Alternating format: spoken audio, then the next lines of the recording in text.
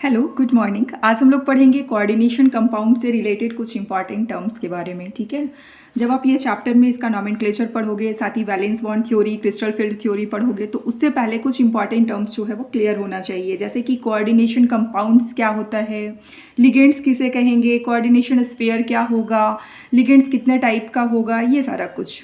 ठीक है, तो देखो कोऑर्डिनेशन कंपाउंड होता क्या है, यानी कि ये एक ऐसा केमिकल कंपाउंड है जिसमें जो सेंट्रल मेटल एटम है वो सराउंडेड होता है एक फिक्स नंबर, एक सूटेबल नंबर ऑफ एनायंस से या न्यूट्रल मॉलिक्यूल्स से। ठीक है, जैसे कि आप ये एग्जांपल देखो, CuNH3 4 और ये ब्रैकेट है, ठीक है, स्क्वायर ब्रैकेट है, और उसके बाद क्या लिखा है, ये SO4। तो हम कह सकते हैं कि इसमें हमारा कॉम्प्लेक्स आयन क्या होगा, जब आप डिसोसिएट करोगे तो ये SO4 2-, तो इसके पास कौन सा चार्ज आ जाएगा, 2+। ठीक है, तो ये जो स्फीयर के अंदर CuNH3 का होल फॉर 2+, इसे हम कहेंगे कॉम्प्लेक्स आयन। ठीक है, और ये जो ओवरऑल कंपाउंड है, this is called coordination compound. इसमें हमारा ये जो कॉपर है वो सेंट्रल मेटल एटम है, NH3 जो है वो लिगेंड ग्रुप है, यानी हम कह सकते हैं central metal atom is surrounded by 4 NH3 group. ये NH3 क्या है, ये NH3 हमारा लिगेंड है।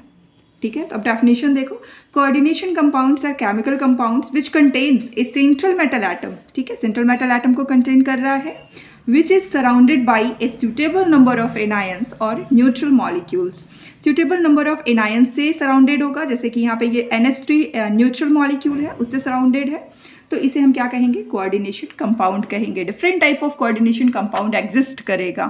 ठीक है, जैसे देखो CrCN का होल 6 3+, AgNH3 का होल 2Cl, ये सारा क्या है, कोऑर्डिनेशन कंपाउंड है। ऐसे डिफरेंट टाइप का कोऑर्डिनेशन कंपाउंड हम लोग लिख सकते हैं, जैसे NiNH3 6 2+, ये सेंट्रल मेटल एटम है जो कि सराउंडेड है कितने लिगेंड ग्रुप से, 6 लिगेंड ग्रुप से, तो ये भी हमारा क्या है, कोऑर्डिनेशन कंपाउंड है।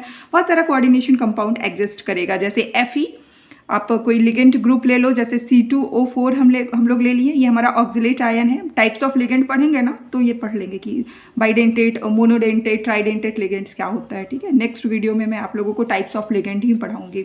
FeC2O4 और यहाँ पे क्या हो जाएगा आपका होल 3, और ये 2 नहीं होगा, यहाँ पे 3- हो जाएगा। ये सारे क्या है, कोऑर्डिनेशन कंपाउंड है। क्लियर है, अब लिगेंड भी आप लोगों का क्लियर हो गया होगा, यानी कि वैसा न्यूट्रल मॉलिक्यूल या ion which is surrounded by the metal atom, central metal atom in a complex compound, that is called ligand.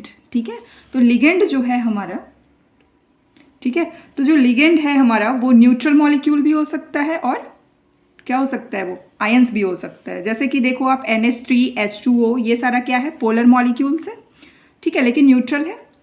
ठीक है, ये सारा पोलर मॉलिक्यूल्स है, और एनायंस भी हो सकता है, जैसे Cl-, OH-, CN-। ठीक है, एक पॉइंट याद रखना, जो भी हमारा लिगेंड्स होगा उसके पास अगर वो एनायंस होगा तो उसके पास कम से कम एक unshared pair of valence electron होना चाहिए। जैसे Cl- देखो तो इसके पास भी अनशेयर्ड पेयर ऑफ इलेक्ट्रॉन्स है, OH- unshared pair of ligands है। ठीक है, लिगेंड्स में जो भी डोनर एटम होता है ना, उसके पास अनशेयर्ड पेयर ऑफ इलेक्ट्रॉन होगा। जैसे OH- में हमारा डोनर एटम कौन हो गया, O हो गया, जो कि अपने अनशेयर्ड पेयर ऑफ इलेक्ट्रॉन को डोनेट करेगा सेंट्रल मेटल एटम को। ठीक है, Cn- हो गया। क्लियर है, तो इस तरह से हम कह सकते हैं कि अगर NiNH3 का होल 6 2+, ये हमारा कॉम्प्लेक्स कंपाउंड है, तो इसके पास कितने लिगेंड ग्रुप होगा, तो 6 लिगेंड ग्रुप हो जाएगा इसके पास, जो क्या है, लिगेंड्स हमारा NH3 है। ठीक है, अब देखो एक टर्म है कोऑर्डिनेशन एंटिटी, जिसे हम कोऑर्डिनेशन स्फीयर भी कहेंगे, या हम इसे कॉम्प्लेक्स भी कहते हैं। ठीक है, ये क्या होता है कोऑर्डिनेशन एंटिटी, तो ये जो हमारा ब्रैकेट है ना, स्क्वायर ब्रैकेट के अंदर जो भी सेंट्रल मेटल एटम होगा और जितने भी लिगेंड्स ग्रुप होंगे, ठीक है, उसे हम क्या कहेंगे, कोऑर्डिनेशन स्फीयर कहेंगे। एक बार आप डेफिनेशन देख लो, ए कोऑर्डिनेशन एंटिटी और complex ion is an electrically charged ion. वो इलेक्ट्रिकली चार्ज्ड आयन होगा, यानी वो पॉजिटिव भी हो सकता है, नेगेटिव भी हो सकता है, या वो न्यूट्रल मॉलिक्यूल भी हो सकता है। जैसे देखो NiCO4, ये हमारा क्या, कोई भी चार्ज है इसके पास नहीं है, तो हम कहेंगे कि ये न्यूट्रल कोऑर्डिनेशन कंपाउंड है। ठीक है, NiNH3 का होल 6 2+, ये क्या है, केटाइनिक है। PTCl का होल 6 2-, ये एनाइनिक है। अगर किसी कॉम्प्लेक्स आयन के पास पॉजिटिव चार्ज होगा तो हम उसे क्या कहेंगे, केटाइनिक कॉम्प्लेक्स कहेंगे। जैसे ये क्या हो गया, हमारा केटाइनिक कॉम्प्लेक्स हो गया। इसे क्या कहेंगे हम, एनायोनिक कॉम्प्लेक्स कहेंगे, क्योंकि 2- चार्ज है। AgCN का होल 2 माइनस ये कौन सा हो गया, एनाइनिक कॉम्प्लेक्स हो गया। ठीक है, यहाँ तक क्लियर है कि कोऑर्डिनेशन एंटिटी क्या होता है और या कोऑर्डिनेशन स्फीयर हम किसे कहेंगे। याद रखना कोऑर्डिनेशन एंटिटी जो है वो हमेशा क्लोज्ड ब्रैकेट, ये जो हमारा स्क्वायर ब्रैकेट है ना, इस स्क्वायर ब्रैकेट के अंदर रहेगा सेंट्रल मेटल एटम और लिगेंड ग्रुप। ठीक है, अब एक और टर्म आता है जिसे हम कहते हैं कोऑर्डिनेशन स्फीयर। कोऑर्डिनेशन स्फीयर क्या होता है, तो जितना भी लिगेंड्स है, total number of ligands which is attach to the central metal atom, that is called coordination number. जैसे अगर आपसे हम पूछें कि ये जो कॉम्प्लेक्स है इसमें कोऑर्डिनेशन नंबर कितना है सेंट्रल मेटल एटम का, तो सेंट्रल मेटल एटम जितने भी लिगेंड ग्रुप से सराउंडेड होगा, घिरा होगा, उसे ही हम कोऑर्डिनेशन नंबर कहेंगे। तो निकेल का कोऑर्डिनेशन नंबर 6 हो जाएगा।